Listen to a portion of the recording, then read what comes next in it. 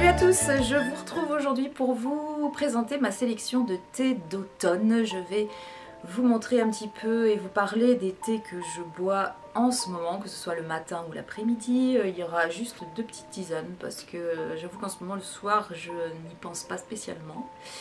Un petit point sur le pourquoi autant de temps entre la dernière vidéo et celle-ci. Je suis très occupée sur un nouveau projet professionnel, je vous en parle pas plus là en ce moment. Ça me demande énormément de temps, beaucoup d'énergie, beaucoup de réflexion, beaucoup de mise en place,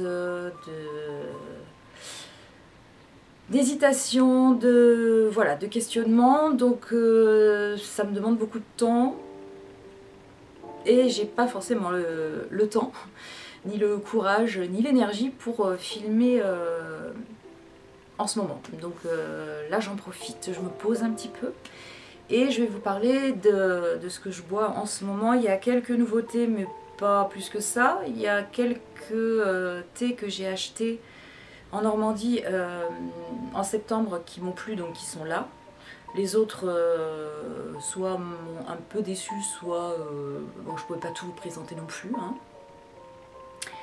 Donc on est parti, hein, on va commencer.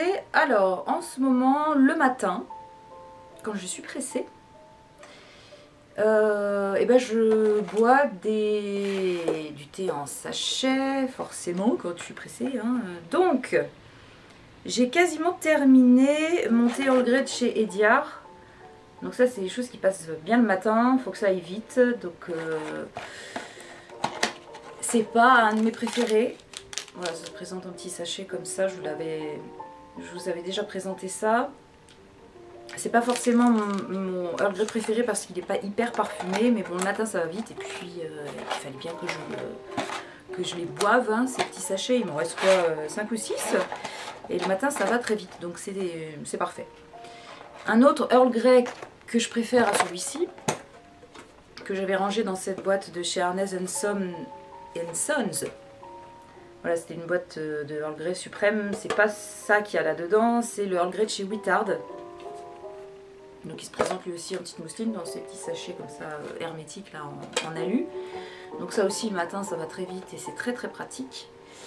Donc quand je bois ça le matin et que je suis pressée, forcément je me fais pas un grand thé. Parce que forcément, ça fait 3 fois que je dis forcément, non ? Une fois que j'ai pris mon thé, je pars et vous pouvez être sûr que 1 heure après, j'ai envie de faire pipi, donc j'évite de prendre des grandes quantités puisque n'étant pas à la maison, forcément, c'est pas évident. Et j'ai fait une petite commande, toute petite commande de chez Compagnie Coloniale et je m'étais pris ce petit mug comme ça. Ah, il est tout petit.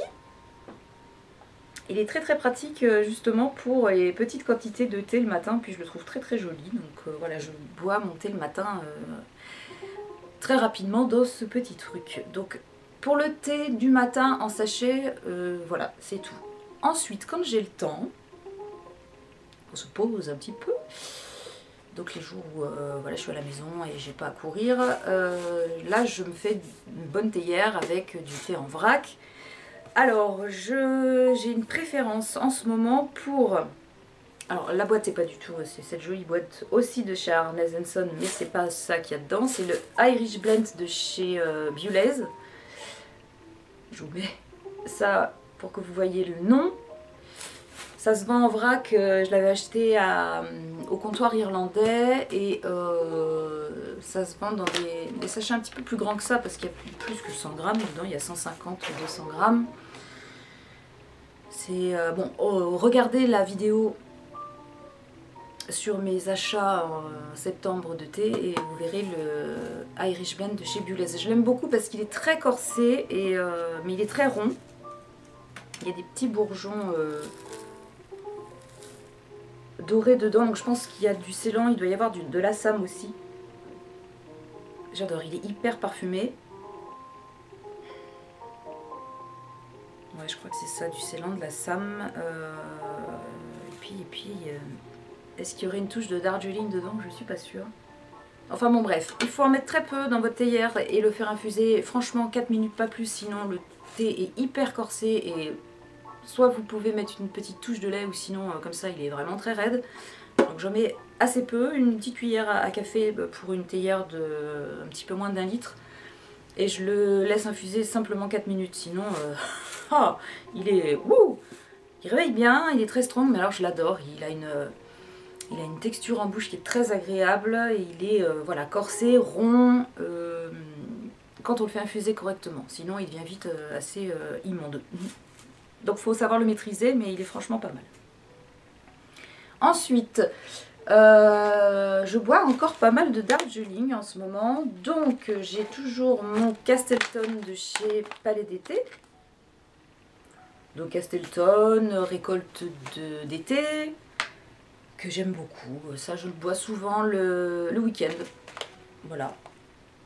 Je vous en avais déjà parlé, c'est vraiment quelque chose que j'aime énormément. C'est un très très beau jardin de Darjeeling. Et puis récolte d'été, celle que je préfère, les second flush.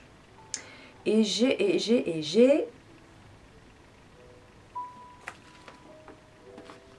J'ai celui-là en Darjeeling, oui.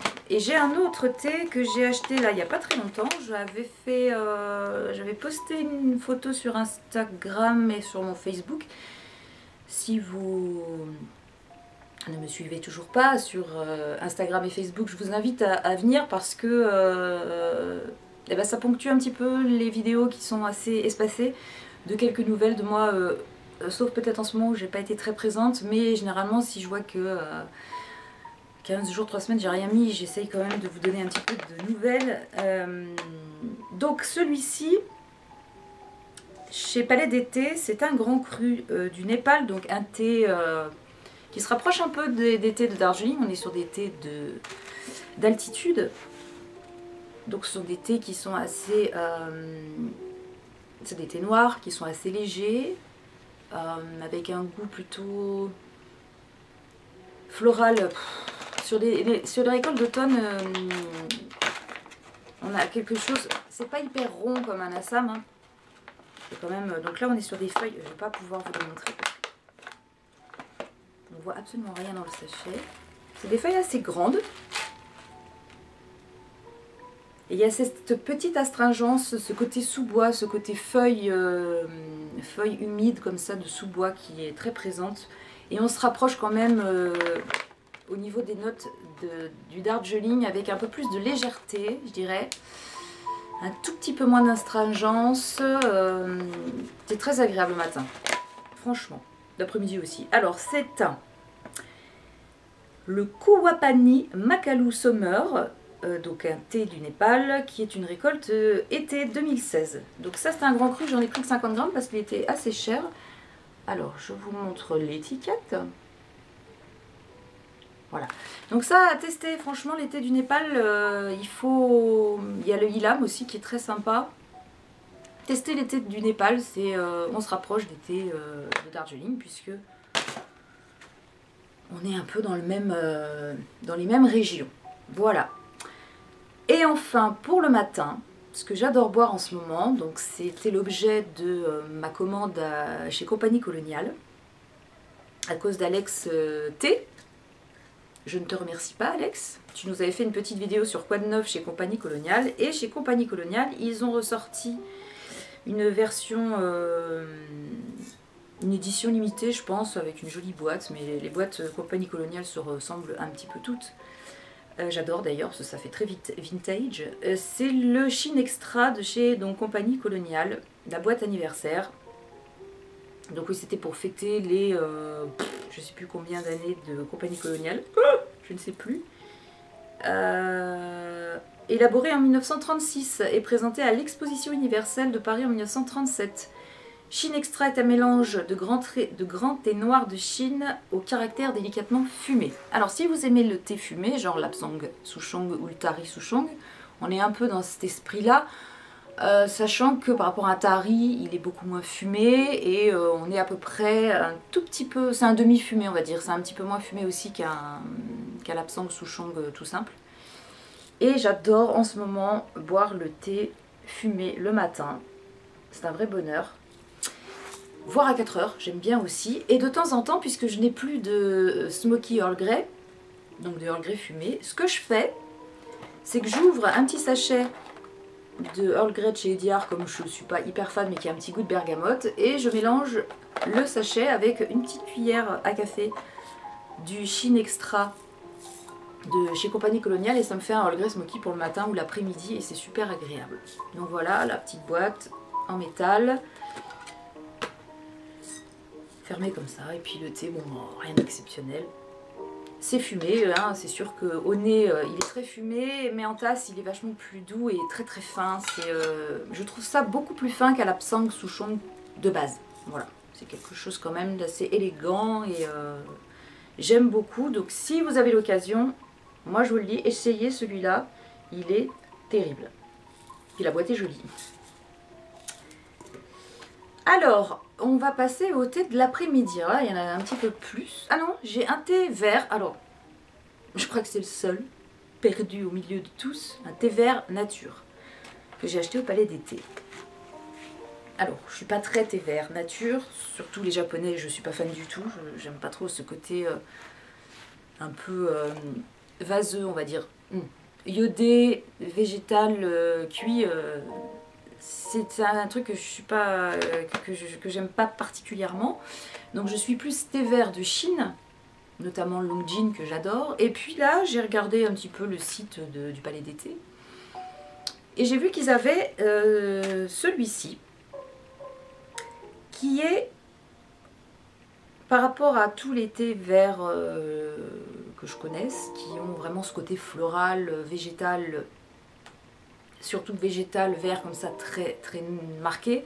Celui-ci a la particularité d'avoir une note un peu plus prononcée de terre mouillée. Alors, de terre mouillée, je m'explique. Imaginez-vous quand il va se mettre à pleuvoir, vous avez un parfum qui enivre un petit peu tout de terre humide. C'est l'odeur que vous avez du sol quand vous êtes dehors et qui va se mettre à pleuvoir. Juste avant la pluie, il y a cette odeur de terre mouillée, d'humus comme ça qui ressort et que j'adore. Et ce thé vert là fait penser un petit peu à ça. Donc on n'a pas une note végétale trop prononcée, il y a cette note minérale un peu terre mouillée qui est là et que j'aime beaucoup. Rien qu'au nez, c'est un bonheur. Et puis il est pétillant en tasse. J'avais fait un petit article sur mon blog Les Atmosphères des Hauts-de-Rennes. Pareil, si vous voulez vous y rapporter, vous pouvez. Où je le décris un petit peu plus en détail. Mais vraiment, celui-ci, il faut le tester. Si vous aimez les thés verts nature, il faut essayer celui-là. Alors, le nom, c'est... excusez mon accent chinois, qui n'est pas... qui est très très perfectible. C'est le Guzhang Maojian, je ne sais pas comment on dit en chinois. Thé vert chinois légèrement corsé. C'est vrai qu'il a du caractère, il n'est pas trop doux, il est vraiment... il a une typicité, ouais, que j'aime énormément, avec ce côté justement terreux qu'on ne retrouve pas forcément dans les thés verts. Voilà, donc ça je le bois plutôt l'après-midi on va dire. Jamais de thé vert le matin, je ne peux pas. Voilà, ensuite, pour l'après-midi, alors là, on va être dans le gourmand, on va être dans le je me fais du bien, je me réconforte, il fait pas beau dehors, il pleut, il y a du vent, on est aux prémices de l'hiver, on commence à se pelotonner sur son canapé devant un bon film, en regardant en lisant un bouquin, en écoutant de la musique, tout ça, bref. Vous voyez un peu l'ambiance. Alors pour moi, là, il me faut des thés qui soient gourmands, épicés, des choses... Alors, on va commencer, en parlant de gourmandise, par le dimanche gourmand de chez Comptoir Français du Thé. Je vous l'avais présenté quand je l'ai acheté en septembre. Donc c'est un mélange de thé vert et de thé noir avec des fruits secs et du chocolat. Alors le chocolat n'est pas trop présent, mais il donne cette note onctueuse au thé et il vient un petit peu... Il y a de la cannelle aussi, il y a des fruits secs genre noisette, amande. Donc on va dire noisette, amande, cannelle, chocolat. Mon Dieu, c'est une merveille. En tasse, il est sublime, il est très rond, il y a le petit côté chocolaté qui est présent mais pas trop. Et donc il est très équilibré, on retrouve bien les notes grillées comme ça des fruits secs. le petit côté cannelle qui est pas trop présent non plus, parce que quand c'est trop, j'ai un petit peu du mal.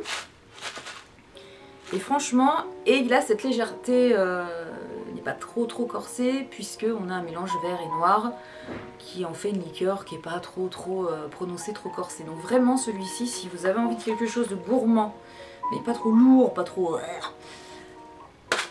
ça c'est sublime. Donc ça, il faut que je me force pour aller vers d'autres thés en ce moment, parce que c'est un petit peu celui que je préfère. C'est vraiment, là on est dans les notes que j'aime. Donc dimanche gourmand du palais du comptoir français du thé. Un autre de chez comptoir français du thé, c'est le macaron. Macaron, anciennement le nombril du moine. Un thé noir, macaron fraise, qui est sublimissime. Un côté gourmand mais très fruité avec la fraise qui est très présente, fraise et amande. C'est une pâtisserie ambulante. Alors, il pourrait faire penser un petit peu à Miss Marple. Alors, Miss Marple, c'est le nom que nous lui donnions à la boutique de Montpellier. Mais c'est un thé de chez Orientis qui s'appelle le thé du dimanche, je crois. Miss Marple, c'est le thé du dimanche chez Orientis. Et là, on est sur un muffin à la myrtille. Bon, c'est dans le même esprit. On a le côté biscuit. Et le côté fruit, là c'est de la fraise en l'occurrence, il est sublime. En tasse il rend très bien, il est très gourmand. Un petit peu de sucre, ça accentue ce côté biscuité et gourmand de la chose. Et ça pareil, pour le tea time, pour le 4 heures, c'est quelque chose de très agréable. Et on sort un peu des notes cacaotées, vanillées que j'aime beaucoup. Avec cette touche de fraise qui le rend fruité et un petit peu... acidulé, c'est peut-être un grand mot, mais la fraise, plutôt confiture de fraise, vous voyez la fraise compotée. Il est sublime, il est sublime. Ensuite, dans le genre aussi fruits et chocolat, alors là, une découverte. Il a beaucoup fait parler de lui et je pense que il va durer celui-ci. C'est le thé des délices de chez Palais d'été. Alors le thé des délices, un thé noir, gourmand à souhait, qui fait très Noël, très festif. Et on est sur une base de chocolat et d'orange confite. Si vous aimez les orangettes, vous voyez, les oranges confites enrobées de chocolat, et ben voilà, vous aimerez le thé des délices, c'est exactement la même chose. Orange confite, chocolat. En tasse, c'est la même chose que ce que vous avez au nez comme ça à sec. Et ça, c'est pareil. Quand je mets mon nez dedans, il faut que je me force à changer de thé parce que l'après-midi, quand vous avez un petit coup de cafard et que vous avez envie de vous réconforter, et ben c'était pile poil le thé qu'il vous faut. Donc c'est le thé qu'on regarde l'hiver, l'automne, en regardant Sissi Impératrice, vous voyez, des films un peu cucul la praline comme ça. Ça c'est aussi un thé qui est un peu cucul la praline, mais justement, il a ce truc d'être hyper agressif et hyper addictif, et je l'adore. Le thé des délices du Palais d'été. Si vous êtes gourmand et que vous aimez les orangettes ou les pims par exemple, vous voyez cette association de l'orange confite, donc marmelade un petit peu comme ça, du chocolat, c'est un vrai bonheur. Mais vraiment. Et en tasse, il ment pas. Hein. Celui-là, il a du goût. C'est un vrai... Ouh, j'adore. Alors ensuite, j'ai celui-ci. Alors, chez Théodore, j'en avais acheté beaucoup des thés de chez Théodore. Et pour l'instant, j'en ai deux que j'aime vraiment beaucoup. Mis à part ceux que j'ai déjà depuis un moment. Entre j'aime, je t'aime, tout ça, ce sont des thés que j'aime. Voilà. Il y en a deux qui se démarquent. Alors, il y en a un que je suis en train de boire là en ce moment.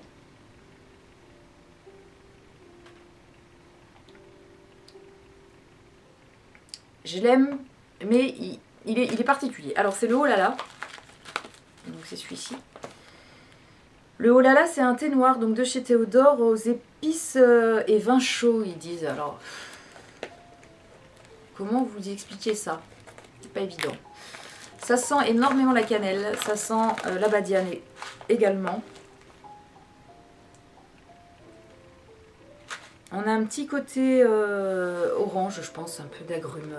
Oui, c'est les notes, hein, un peu de clou de girofle, mais pas très présent. Moi, je trouve que c'est très badiane. Donc, anis étoilé.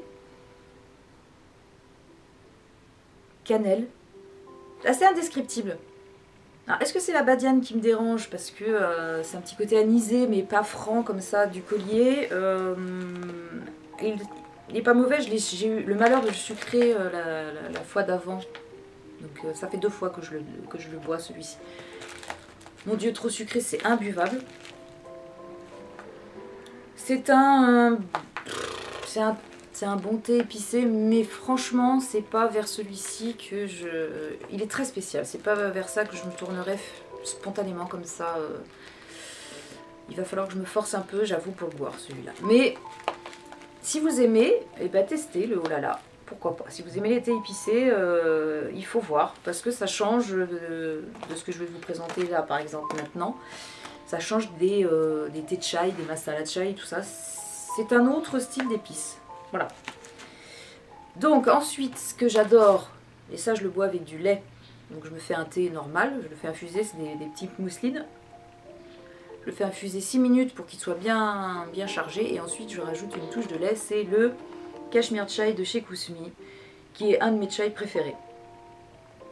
Celui-là, il est sans fausse note, il sent énormément la cardamome. C'est elle qui domine. Avec tout le reste, hein, il y a du clou de girofle, il y a de la cannelle, mais on est surtout sur cardamome cannelle pour moi.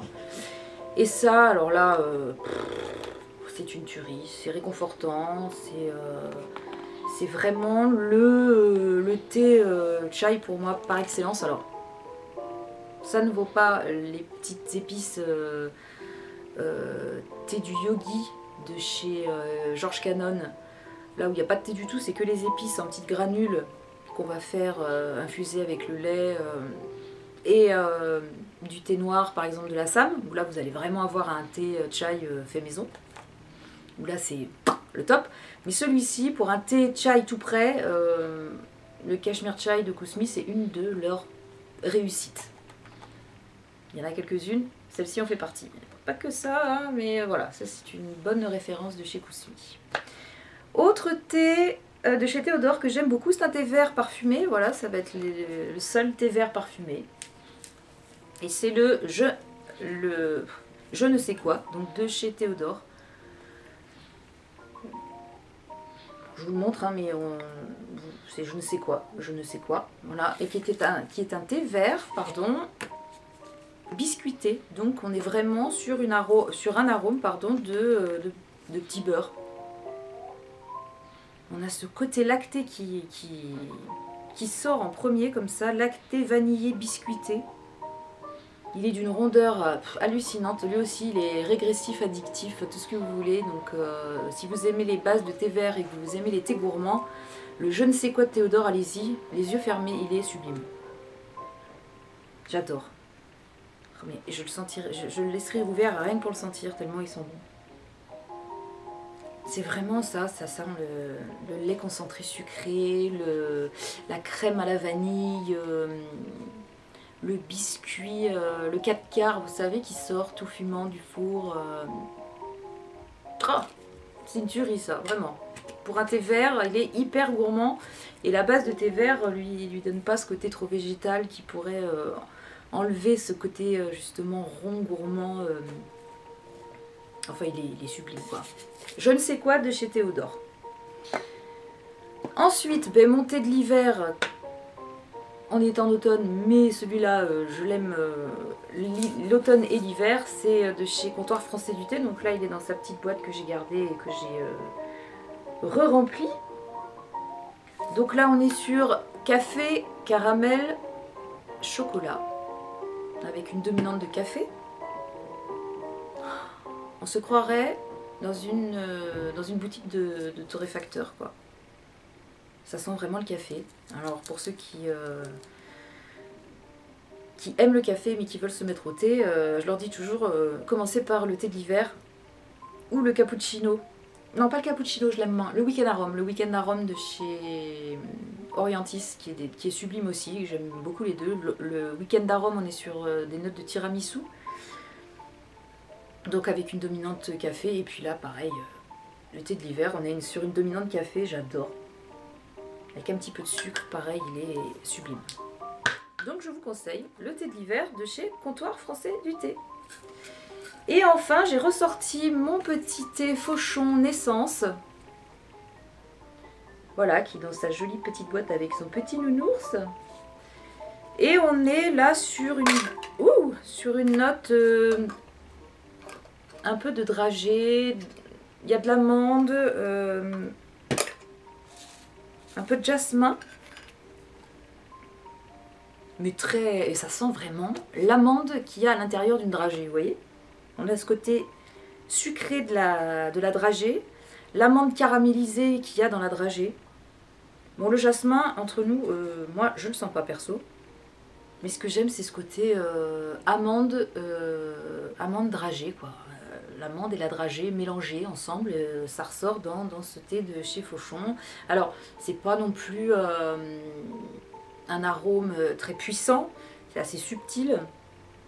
Mais si vous le laissez infuser assez longtemps, donc lui, je peux le laisser infuser pas loin de 6 minutes sans problème. Il va pas être trop corsé et faut pas en mettre trop non plus. Mais il est vraiment très très étonnant. Il a ce côté de dragée, que certains aiment et que moi j'adore personnellement. Je suis pas fan forcément de dragée comme ça, bonbon, mais j'aime l'odeur assez douce du sucre qui est très particulier à la dragée. C'est pas un sucre je vais y arriver, hein. Ouf, c'est pas un sucre bateau comme ça, c'est quelque chose de... C'est un sucre caramélisé, mais ça ne sent pas le caramel non plus, vous voyez, ça sent vraiment la dragée. Bon, je vais pas vous faire un dessin, hein, vous connaissez les dragées sûrement, vous voyez à quoi ça ressemble, et bah le thé Naissance, ça sent la dragée. Voilà. La dragée avec une amande dedans, hein, pas du chocolat ou une vraie dragée. Et enfin, deux infusions. Alors, j'en ai tout plein, mais en ce moment, il y en a deux qui me donnent envie. C'est la tisane à l'érable de chez 4 O'Clock. J'ai le thé aussi, mais je bois pas trop le thé en ce moment, c'est surtout elle que je bois. Des fois l'après-midi, à 4 heures, donc j'ai pas envie de me faire un thé particulièrement, ou le soir après manger, ça j'aime bien. Une petite gourmandise après manger, ça peut être sympa. Il y a un petit côté comme ça, sucré du sirop d'érable qui est vraiment sympa. Et puis la deuxième de chez Pukka, c'est la citron, gingembre et miel de Manuka que j'aime d'amour. C'est très piquant, ça je le bois le soir après manger. Le gingembre ayant des vertus digestives. Donc citron, gingembre, miel de Manuka, c'est très piquant. Ça c'est le gingembre qui fait ça, le miel de Manuka aussi un petit peu. C'est assez fort le miel de Manuka. Et puis il y a le côté citron. Elle est très équilibrée, elle est très sympa. Et c'est très très bien, soit l'après-midi ou même là vers 11h, vers 10h, oui. Le matin. Pas au petit-déj, hein, dans la matinée, ou on peut la boire un petit peu n'importe quand, mais moi je la privilégie surtout le soir après manger, j'aime beaucoup. Voilà, c'est tout ce que j'avais à vous montrer pour ces thés que je bois en ce moment à l'automne. Fin d'automne, hein, parce que dans un mois c'est l'hiver. Et oui, déjà. Donc je pense vous retrouver d'ici l'hiver, j'espère, pour vous faire un petit récap de mes favorités du moment. Voilà. Je verrai en fonction de mon timing, si j'ai le temps, tout ça, je vous en ai déjà parlé en début de vidéo. Merci d'être resté jusqu'à la fin si vous avez eu le courage. En attendant, n'hésitez pas à me suivre sur Facebook, Instagram, allez voir mon blog, même si pour l'instant je l'ai un petit peu délaissé. Je vous fais de très très gros bisous. Merci aux nouveaux abonnés, la chaîne grandit tout doucement, mais sûrement, donc ça fait très plaisir. Et puis je vous retrouve à zap, comme on dit, hein, dès que possible. Je vous fais de très gros bisous et je vous dis à très bientôt. Allez, ciao. a time for love and a time